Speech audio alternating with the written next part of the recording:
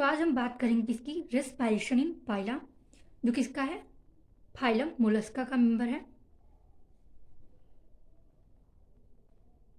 जो phylum Mollusca का member है। अब ये जो रेस्पायरेशन होता है पाइला में वो किस प्रकार होता है यही हमें देखना है। जैसा कि हम जानते हैं जो पाइला होता है वो दो जगह रहता है। रहता क्या है, वाटर में रहता है, कभी कभी कहाँ पे आ जाता है, लैंड पर आ जाता है या फिर नदी के किनारों पर आ जाता है। तो इस प्रकार से लैंड पर मान लिया। तो जो पाइला वाटर और लैंड पर रहता है, तो इसके कारण क्या होता है, इसमें दो मोड होता है रेस्पायरेशन का। वाटर में रहने के कारण इसमें एक्वेटिक रेस्पायरेशन होता है, एक्वेटिक रेस्पायरेशन होता है। जबकि लैंड पे रहने के कारण क्या होता है, इसमें एरियल रेस्पायरेशन होता है, एरियल रेस्पायरेशन। और अब इन दो चीज़ों यानी कि दो मोड रेस्पायरेशन के लिए इनमें तीन स्ट्रक्चर पाए जाते हैं इसके रेस्पायरेटरी सिस्टम में। एक क्या होता है, टिनिडियम होता है। क्या होता है, टिनिडियम होता है। दूसरा कौन सा स्ट्रक्चर होता है, दूसरा होता है पल्मोनरी सैक। और तीसरा क्या होता है, नेचुरल लोब।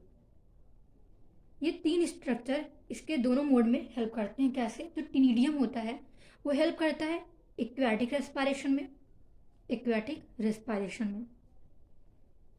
और जो पल्मोनरी सैक होता है वो किस में हेल्प करता है, एरियल रेस्पायरेशन में।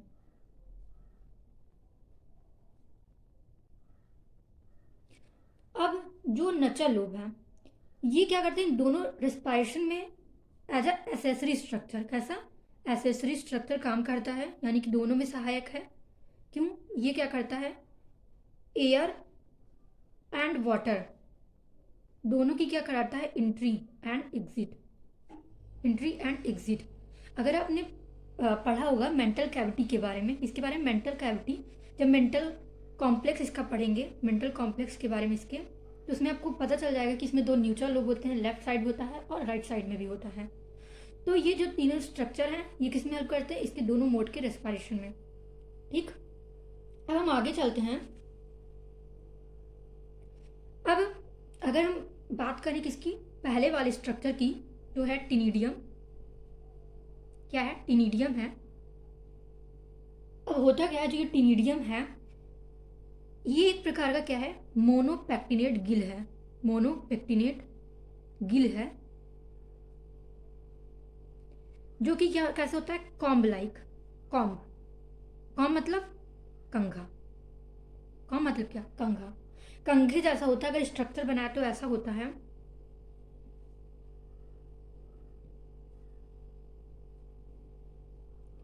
जब इसका स्ट्रक्चर बनाते हैं तो कुछ ये इस तरह दिखाई देता है, मतलब बीच में बड़ा रहेगा, उसके किनारों किनारों पर ये छोटा होता जाता है। जो ये इसका स्ट्रक्चर, इसको क्या बोलते हैं, टिनिडियल एक्सिस बोलते हैं। क्या, टिनिडियल एक्सिस। और बाकी जो का जो अदर ये वाला जो पार्ट है इसको क्या बोलते हैं, इसको बोलते हैं लैमली, इसको क्या बोलते हैं, लैमली बोलते हैं। और जो ये टिनिडियल एक्सिस है इससे लैमली कहाँ पर, पहली बात तो ये जो टिनिडियम है ये ब्रांचियल चैम्बर की साइड पर आ जाता है।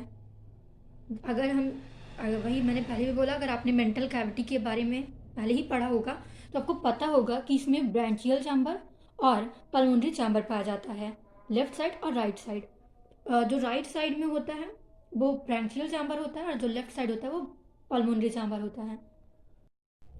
अब हम देखते हैं कि जो टिनिडियम को जब हम देखेंगे कि इसका अरेंजमेंट कैसे होता है। देखिए ये एक पूरा हमने कंप्लीट लाना बनाया है और उसके पीछे पीछे क्या होता है, उसके पीछे इसका अरेंजमेंट मतलब पहले छोटा होता चला जाता है और एकदम एंड पर छोटा हो जाता है। और ये टिनिडियल एक्सिस के पर ये हमने क्या दिखाया, ब्लड वेजल्स दिखाए हैं। ये क्या है, अफ्रेंट ब्लड वेजल्स है, अफ्रेंट ब्लड वेजल्स। और ये क्या है, इफ्रेंट ब्लड वेजल्स, ये है इफ्रेंट ब्लड वेजल्स। और जो ये अफ्रेंट अफ्रेंट ब्लड वेजल्स हैं वो कैरी करता है डीऑक्सीजनेटेड ब्लड को, डीऑक्सीजनेटेड ब्लड को। और यहाँ से अब वो ले जाता है इसको, यहाँ से वो ले जाता है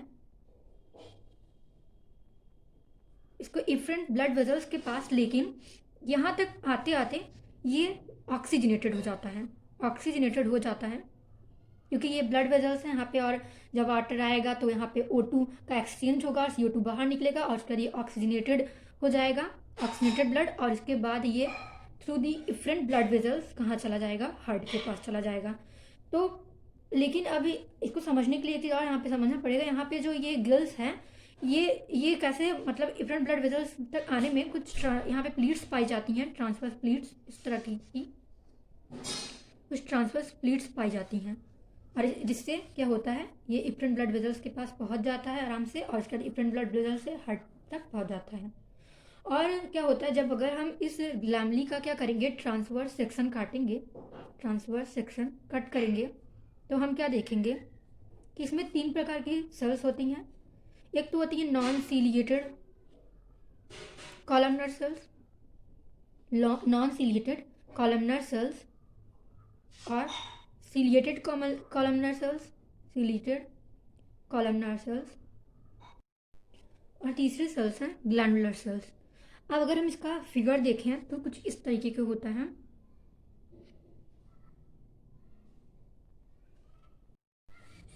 जब हम इस सीलियक लैमली का क्या करेंगे, सेक्शन कट करते हैं, क्या करेंगे, ट्रांसफर सेक्शन कट कर रहे हैं, तो इस प्रकार का स्ट्रक्चर मिलता है, जिसमें क्या होते हैं, कुछ सीलिएटेड इपिथेलियल सेल होते हैं, सीलिएटेड इपिथेलियल सेल होता है, और उसके बाद क्या होता है, कुछ सीलिएटेड इपिथेलियल सेल होते हैं, नॉन सीलिएटेड इपिथेलियल सेल होता है, और यहाँ पे क्या होता है, कनेक्टिव टिश्यू होता है, ये मसल फाइबर होता है, मसल फाइबर, और क्या होता है, और पैलियल इपिथेलियम, और पैलियल इपिथेलियम। तो अभी तक हमने जो भी पढ़ा वो किसके बारे में था, ये था टिनिडियम के बारे में। अब इसके बाद हम किस पे आएंगे, पल्मोनरी सैक। पल्मोनरी सैक कहाँ पाया जाता है, पल्मोनरी चैम्बर में, जो कि प्रेजेंट होता है राइट साइड वाले कैविटी में, और ये जो है बैग लाइक स्ट्रक्चर होता है, bag like structure. Pulmonary chamber में जो रिस्पायरेशन होता है वो हम जानते हैं एरियल रिस्पायरेशन होता है, यानी कि एयर आएगा और एयर में ही O2 ऑक्सीजन आएगा, उसके बाद ऑक्सीजन वहाँ पर जो ये वैस्कुलर सिस्टम होगा यहाँ पर, यानी जो ब्लड वेजल्स होंगे वहाँ पर गैसेस एक्सचेंज होगा, और उसके बाद वही एयर वापस चला जाएगा। तो उसके बाद हम तीसरी बात करते हैं किसकी, नचल लोब की। नचल लोब, जो नचल लोब होता है ये 2 होते हैं, और हेड के दोनों साइड में, to either head right side, दोनों साइड में पाए जाते हैं, जो कहाँ प्रेजेंट होता है, राइट साइड में। एक जो प्रेजेंट होता है राइट साइड में, ऐसे ट्यूब लाइक स्ट्रक्चर होते हैं ये, यानी, और ये करते क्या हैं, जैसे कि अब वाटर आता है, वाटर आएगा तो ये वाटर जो होता है वो लेफ्ट साइड से ही आता है, लेफ्ट साइड से हम जानते हैं लेफ्ट साइड में पल्मोनरी चैम्बर होता है, लेकिन लेफ्ट साइड से ही वाटर भी आता है, लेफ्ट साइड से वाटर भी आता है, लेफ्ट साइड से एयर भी आता है, यानी कि आने की व्यवस्था केवल लेफ्ट साइड वाला नचल लोब देता है। और यहाँ से वाटर भी आएगा, एयर भी आएगा, लेकिन वाटर क्या करता है, अब यहाँ से ऑस्प्रेडियम होता है, यहाँ ऑस्प्रेडियम से गुजरते हुए इपिटेनिया, जो दोनों लेफ्ट साइड और राइट साइड को अलग करता है, वहाँ से होते हुए नीचे पल्मोनरी चैम्बर के पल्मोनरी सैक के पीछे से होते हुए चला जाता है, कहाँ पर, टिनिडियम के पास चला जाता है। और फिर टिनिडियम के पास क्या होता है, टिनिडियम के पास जब चला जाता है तो टिनिडियम वहाँ पर वाटर जो है जाता है, तो गिल्स में वहाँ पे गैसेस एक्सचेंज हो जाता है वाटर मतलब ब्लड वेस्कुलर सिस्टम के द्वारा, और उसके बाद दिन वह राइट नचल लोब के द्वारा, कहाँ पे, राइट न्यूकल लोब के द्वारा कहाँ चला जाता है, बाहर चला जाता है। हाँ, तो इस प्रकार से ये 3 स्ट्रक्चर होते हैं। अगर अब हम मैकेनिज्म की बात करें तो मैकेनिज्म कैसे इसका होता है वही अब हम देखेंगे कि रेस्पिरेशन। तो सबसे पहले हम बात करेंगे कि एक्वेटिक रेस्पिरेशन कैसे होता है। एक्वेटिक रेस्पिरेशन कैसे होता है, एक्वेटिक रेस्पिरेशन कैसे होता है। तो सबसे पहले क्या होता है, जैसे हम जानते हैं कि लेफ्ट नेचुरल लोब से ही एयर या वाटर सारे आते हैं। तो सबसे पहले क्या होता है, वाटर कहाँ से, लेफ़्ट साइड से एंट्री करता है। जब लेफ़्ट साइड से एंट्री करता है फिर वहाँ से होते हुए यहाँ पे ऑस्प्रेडियम होता है यहीं पर, और यहाँ से होते हुए अब इपिटीनिया ये है जो दोनों को अलग करता है, दोनों साइड को, यहाँ से इसके नीचे से होते हुए, और यहीं पर क्या होता है, पल्मोनरी सैक लगा होता है, लेकिन यहाँ नहीं जाता है, बल्कि अब यहाँ से नीचे से होते हुए वो कहाँ चला जाता है, टीनिडियम के पास, जो कि ये टीनिडियम है। अब यहाँ से टीनिडियम में ऐसे वाटर जाएगा और यहाँ से उसके बाद गैसियस एक्सचेंज होगा, और उसके बाद ये राइट नेचुरल ग्लोब के द्वारा बाहर चला जाएगा। तो ये पूरी प्रोसेस है किसकी, एक्वेटिक रेस्पिरेशन की। अब हम बात करते हैं किसकी, पल्मोनरी रेस्पिरेशन। पल्मोनरी चैम्बर में कैसे रेस्पिरेशन होता है, पल्मोनरी रेस्पिरेशन कह दें या फिर एरियल रेस्पिरेशन कैसे होता है। ये तो हमारा क्या है, मेंटल कैविटी को अलग करने वाला इपिटीनिया है।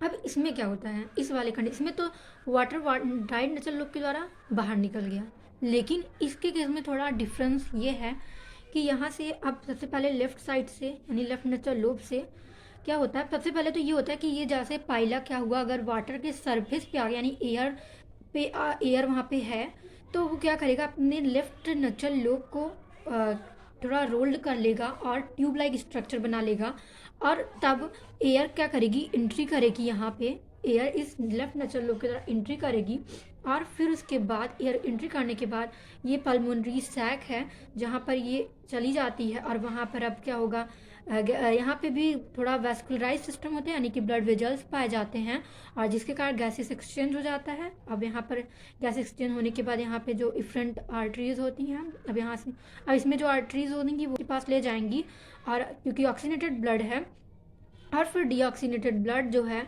अब यहाँ पे वो वापस आएंगी यहाँ से, और फिर लेफ़्ट साइड से ही कहूँगी वापस बाहर चली जाएंगी, लेफ़्ट न्यूकल लोब से ही बाहर चली जाएंगी। यानी कि इस कंडीशन में क्या होता है, लेफ्ट नेचुरल लोब से ही एयर एंट्री भी करता है और लेफ्ट नेचुरल लोब से ही एयर बाहर भी जाता है। सबसे पहले ये एंट्री करती हैं लेफ्ट नेचुरल लोब द्वारा पल्मोनरी चैम्बर में, और फिर इस पल्मोनरी चैम्बर से में पल्मोनरी सैक में जाती है, वहाँ पर गैसेस एक्सचेंज होता है, फिर उसके बाद ब्लड हार्ट के पास चला जाता है, यहाँ से जो डीऑक्सीनेटेड ब्लड रहता है फिर यहाँ पे आता है, यहाँ पे O2 के द्वारा एयर में क्या हो जाता है, CO2 आ जाता है, और उसके बाद ये through the left natural lobe भी ये बाहर चली जाती हैं। तो ये पूरा रेस्पिरेशन हो गया, ये एक्वेटिक रेस्पिरेशन है और ये एरियल रेस्पिरेशन है। तो अगर आपको हमारा ये वीडियो पसंद आया है तो चैनल को सब्सक्राइब करें, लाइक करें, कमेंट करें और शेयर करें।